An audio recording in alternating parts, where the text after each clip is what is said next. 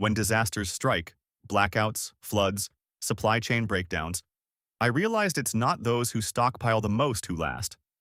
Rice and beans vanish in hours, yet a $3 item often remains overlooked. It won't fill you, but without it, energy and focus drop fast.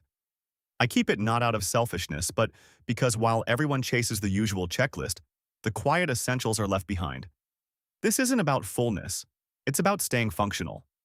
The first item? Just $3. Vinegar, whether it's plain white or apple cider, this is the third item you don't realize you'll miss until it's gone.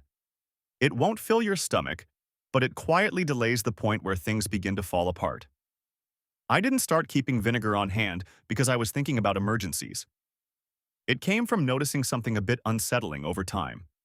Food doesn't just vanish when a crisis begins. It slowly loses quality, little by little.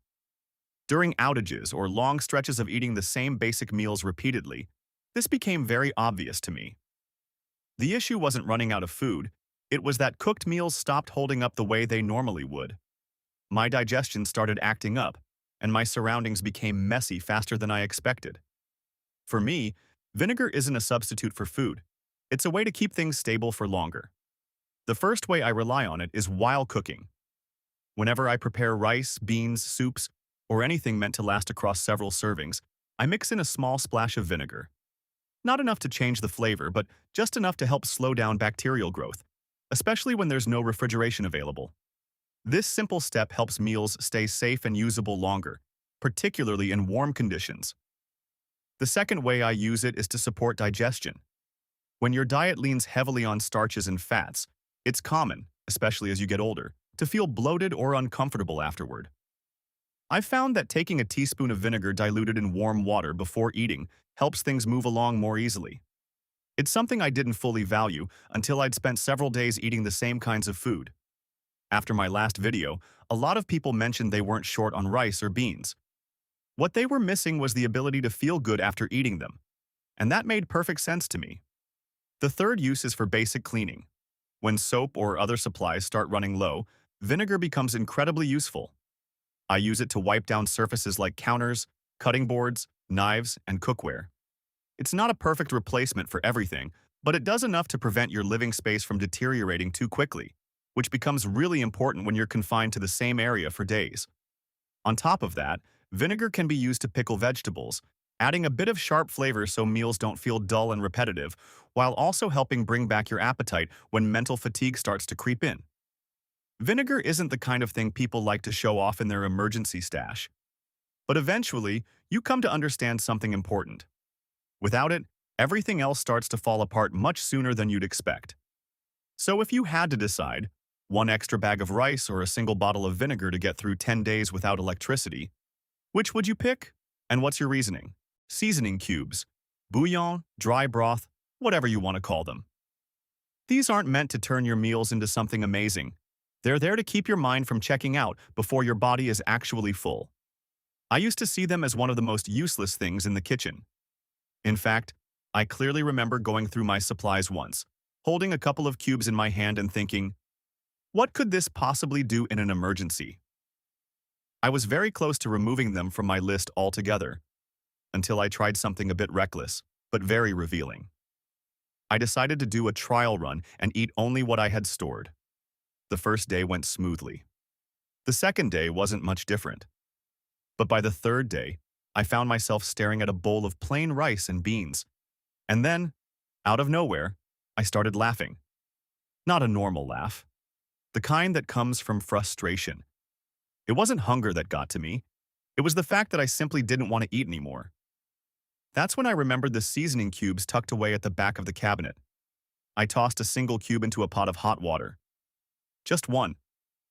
As the aroma started to rise, I paused for a moment, then quietly said to myself, why didn't I use this sooner? It might sound trivial, but that was when it finally clicked for me.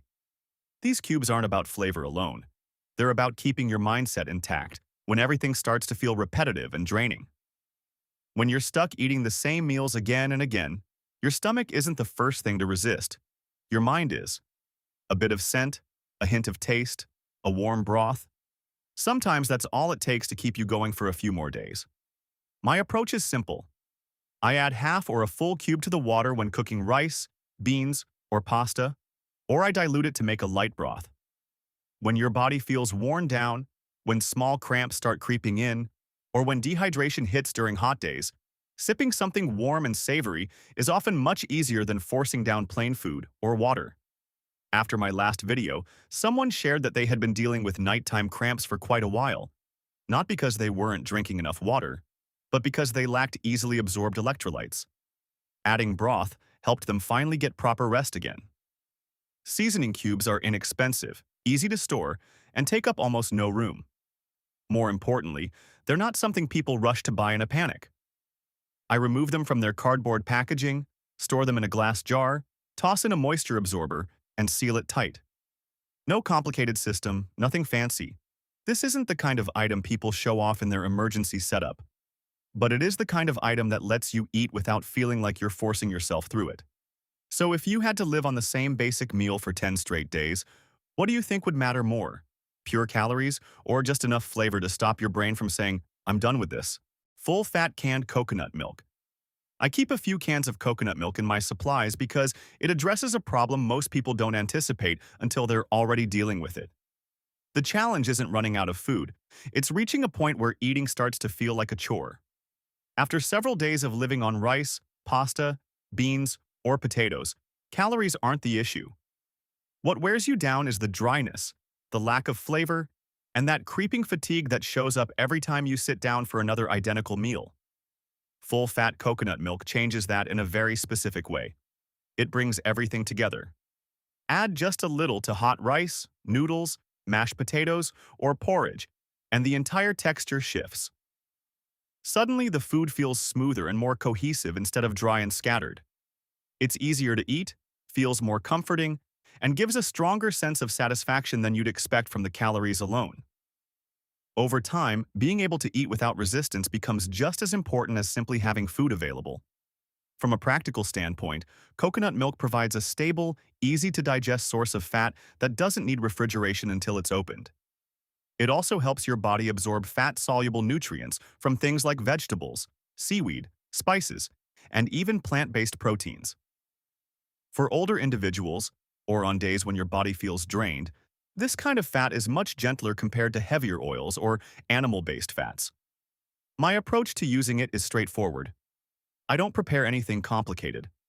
I'll stir it into rice, blend it into pasta, thin it out with hot water and a pinch of salt to make a light, rich drink, or use it as a base for simple, starchy foods like potatoes, dough-based dishes, or porridge.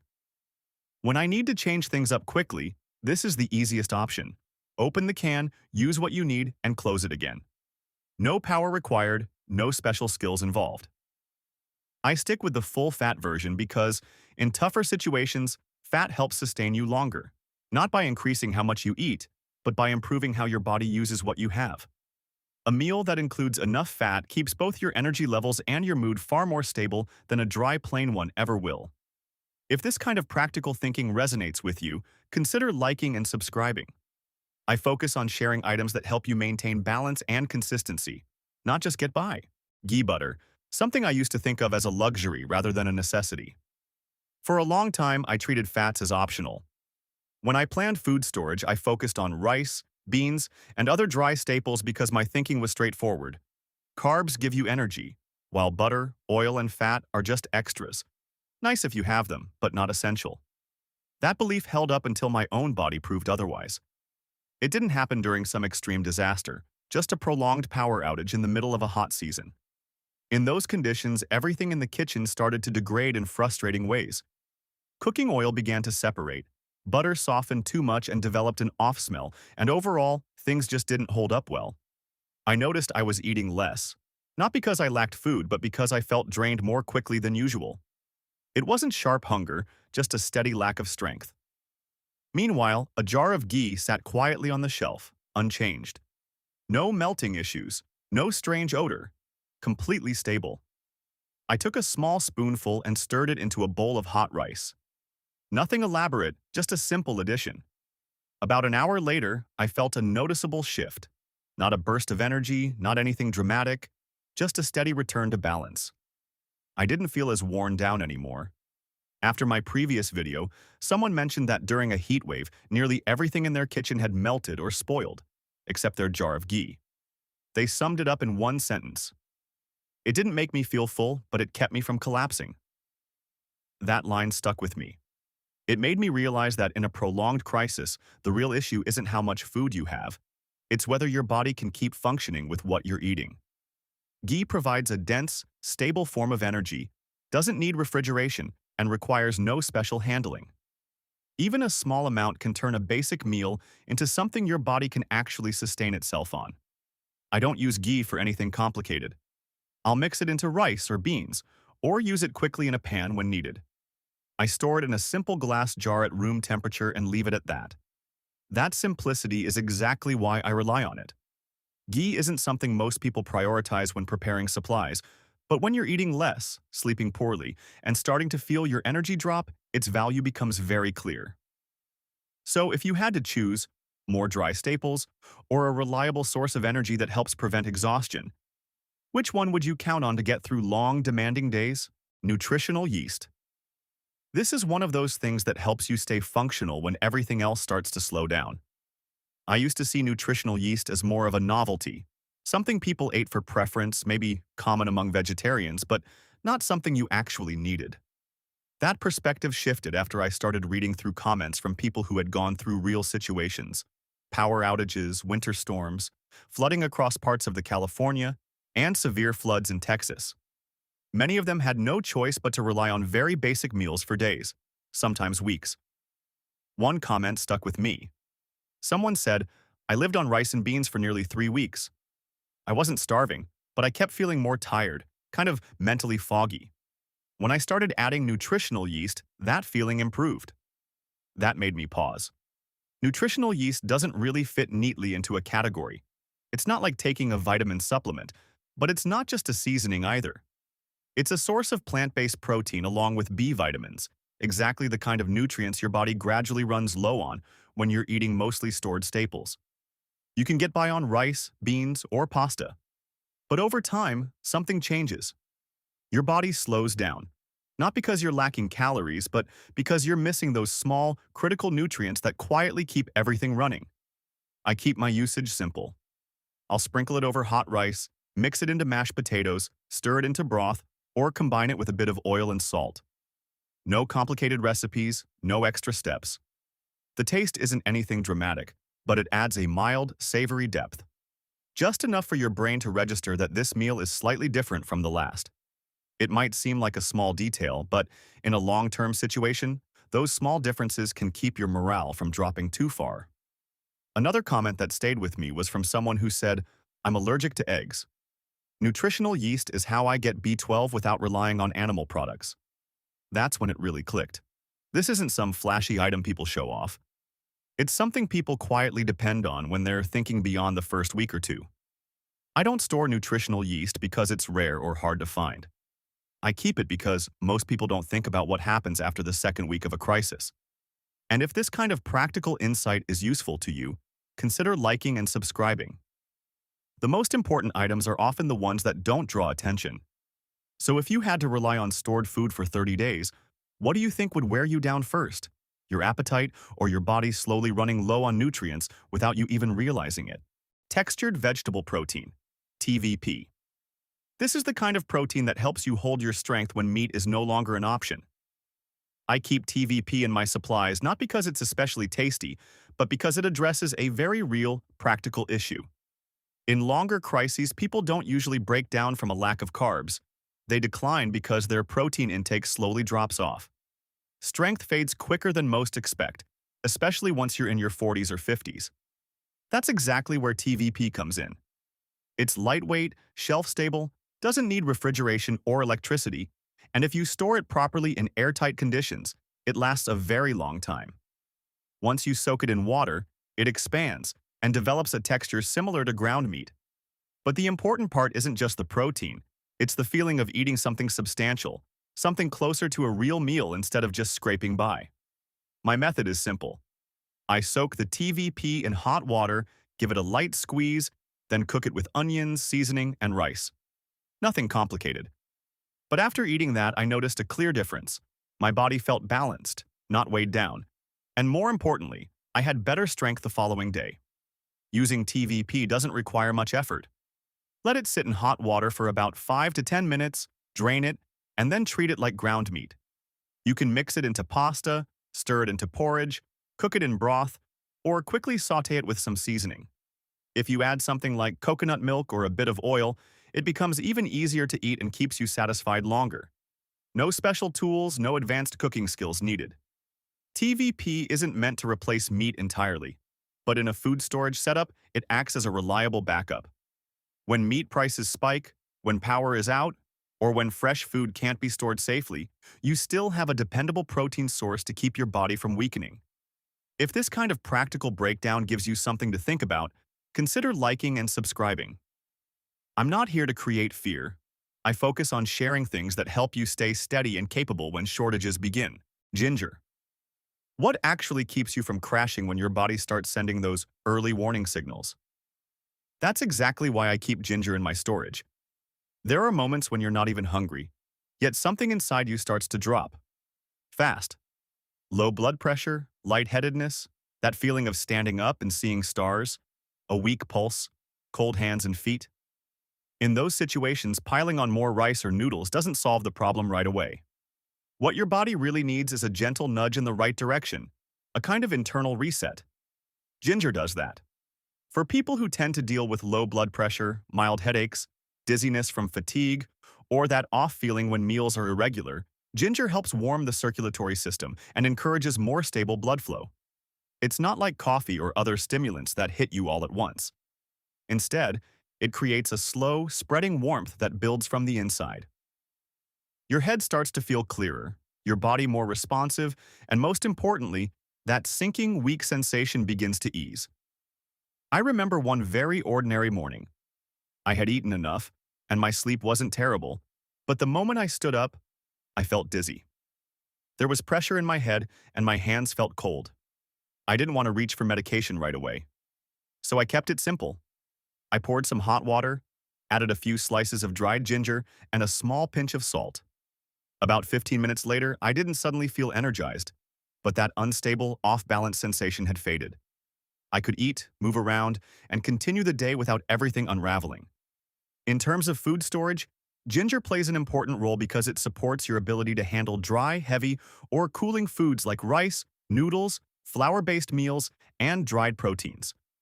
When digestion slows down, your body absorbs less, which can lead to fatigue, headaches, and even mild drops in blood pressure.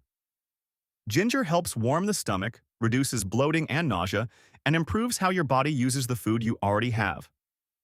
I keep things simple when it comes to using it: dried slices, powdered ginger, or even fresh ginger that I've dried myself. I'll brew it into tea, mix it into porridge, cook it into broth, or occasionally chew a small piece if I'm feeling cold. You don't need much. That's the point. Ginger works because even a small amount has a noticeable effect. In a serious preparedness setup, ginger isn't there for flavor. It's there to help you stay alert, steady, and on your feet, especially when your body starts signaling that something isn't right. If this way of thinking lines up with your experience, consider liking and subscribing. I'm not here to repeat the obvious. I focus on the small things that keep you from going down when everything around you starts to feel unstable. Whole wheat berries. This is probably the most inconvenient item in my storage, but also the last true fallback. I don't keep whole wheat berries because they're easy to use. In fact, they're far from it. You can't eat them straight from the jar, and you certainly can't turn them into a meal in 15 minutes. Yet I store them because I've witnessed something sobering. Crises don't make you immediately hungry. They make you dependent. You quickly realize that almost everything you're eating has already been processed, packaged, or prepared for you. When store-bought flour runs out, bread disappears, and convenient dry foods dwindle, you suddenly have very few options left. Whole wheat berries are different. They're a true base ingredient. They sit quietly on the shelf, don't need refrigeration, don't rely on electricity, and don't force you to use them immediately. Most importantly, they give you something that matters more than calories: choice. You can grind them finely into flour, grind them coarsely for a hearty meal, or cook them whole like rice. As long as you still have those grains, you retain control. And with control comes a reduction in panic. My use is simple, nothing fancy. Soak them overnight, then cook into a soft, easy-to-digest porridge. Dry roast them, grind coarsely, and make a warm cereal that's less monotonous and easier to swallow. Grind finely, mix with water and a pinch of salt, and pan cook into a quick flatbread when you want to change. I don't touch them in the early days. They stay put as a plan B. Only when other foods start thinning out do I process small amounts at a time. Whole wheat berries don't provide immediate comfort. They provide something much rarer, time. And in a prolonged crisis, time is one of the most valuable things you can have. Look at your current storage. Do you have anything that serves as a true fallback? Or are you still relying entirely on foods that have already been fully prepared for you? Chia seeds. These aren't going to make you feel full immediately, but they do something even more important. They keep you from panicking. There's a tricky phase in any crisis that most people never talk about. The point when you still have food, but your mind starts racing ahead to the next meal. Hunger keeps returning, and suddenly you find yourself eating faster, eating more, and panicking sooner than necessary. That's exactly where chia seeds help. They aren't a main meal, and they aren't meant to replace survival staples. Their role is subtle but critical. They slow down that creeping urgency to eat again. Just a small spoon mixed with water can keep you steady for hours, letting you feel satisfied without overreacting to the next pang of hunger. I keep chia in my storage because it requires nothing. No stove, no fire, no electricity. When water, fuel, and time are all precious resources, having something that works internally is extremely valuable. Chia absorbs water and forms a gel in your stomach, slowing digestion and extending that sense of fullness.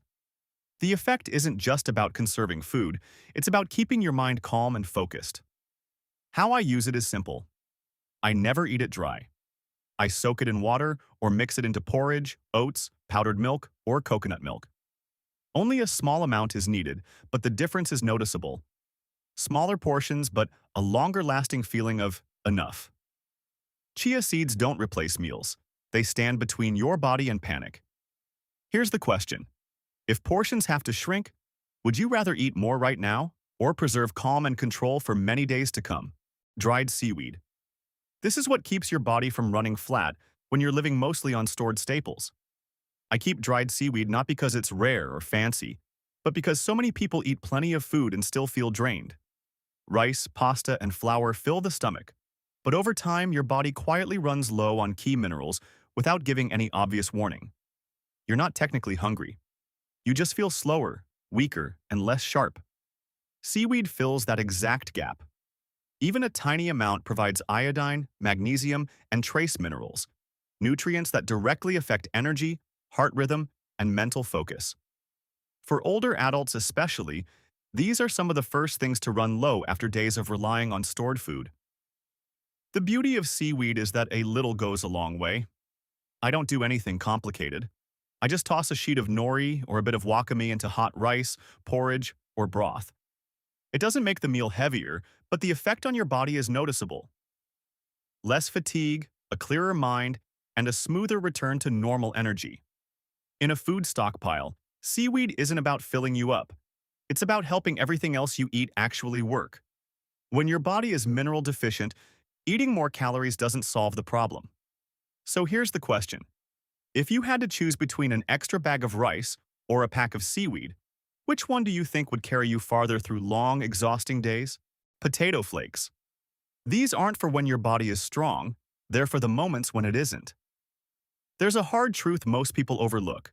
The majority of stored foods are chosen for times when you're still capable and resilient, not for when your body starts struggling. Potato flakes work in exactly the opposite way. You don't reach for them on a good day.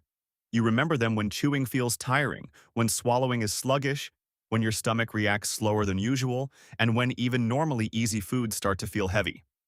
At that point, whole grains or dried proteins can feel more like a burden than fuel. Potato flakes, on the other hand, require almost no chewing and no complicated preparation. They let food pass through your system gently. Porridge thickens without becoming dense. Soup smooths out without becoming greasy. This isn't about feeling full or satisfied. It's about being able to eat it all without forcing yourself. People plan for hunger, but very few plan for the moment when their body stops cooperating. Which side are you on? Asian instant noodles. These aren't just about fighting hunger. They're about preventing something more subtle, but more dangerous: tension. I don't keep them to satisfy calories. I keep them to diffuse the frustration that builds when meals start to repeat too often. When you eat the same foods day after day, the problem isn't nutrition anymore. It's the feeling of being trapped. Everyone eats, but no one enjoys it. Irritability creeps in, complaints multiply, and exhaustion sets in over the smallest things. One block of noodles and a single seasoning packet, smelling slightly different from yesterday, can break that cycle. Not because the taste is superior, but because it reminds the brain that there is still choice, still variety. In stressful times, that sense of control matters far more than most people realize. Ironically, when supermarket shelves are stripped bare, these noodles often remain untouched. No one rushes for them. No one fights over them. They're quietly waiting for the moment when morale needs a boost more than the menu does. Think about it. What wears a family down faster? Running out of food or eating endlessly without feeling any semblance of normal life? There's no perfect stockpile and no list that covers every possible scenario. But if you've made it this far, you've probably realized one key truth. People collapse first not from lack of calories, but from the absence of items that keep both body and mind from gradually breaking down. The things I shared today aren't flashy or impressive. They exist for situations that last longer than expected, for days of repeating the same meals, and for weeks when the world outside hasn't stabilized yet. If you glance at your kitchen tonight and notice a small gap, then this video has done exactly what it was meant to do. One final question. If everything in your storage had to last another 30 days, what's the one thing you'd be missing? Something you never thought would matter until it was gone?